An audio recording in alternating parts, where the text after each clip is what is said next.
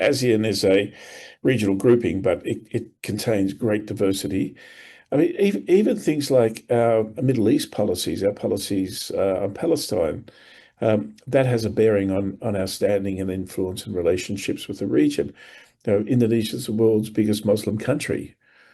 So you don't do something like what Morrison did during the Wentworth by-election some years ago, and just announced that we're going to move the embassy from Tel Aviv to Jerusalem, following Trump.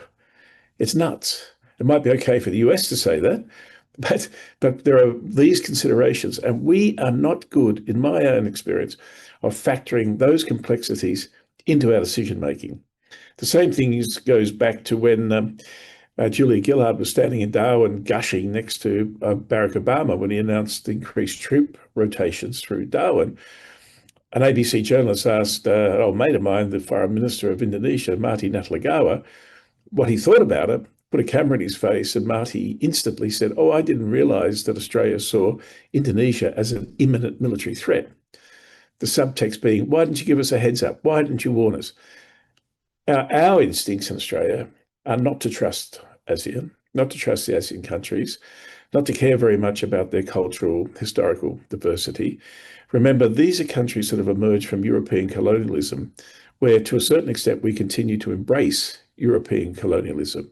We have the Union Jack on our flag, which is noticed in the region. And when we feel insecure and threatened by China, we turn not to the region and be part of regional security, but we turn to the United States and the UK, the Anglosphere. And as I say, I'm not an expert on the military side or the technical side of AUKUS, but what I do say is that it's not very helpful for us in terms of foreign policy, because it's saying to the region that we don't really feel comfortable or that we belong here, but that we still want to be aligned with the Anglosphere.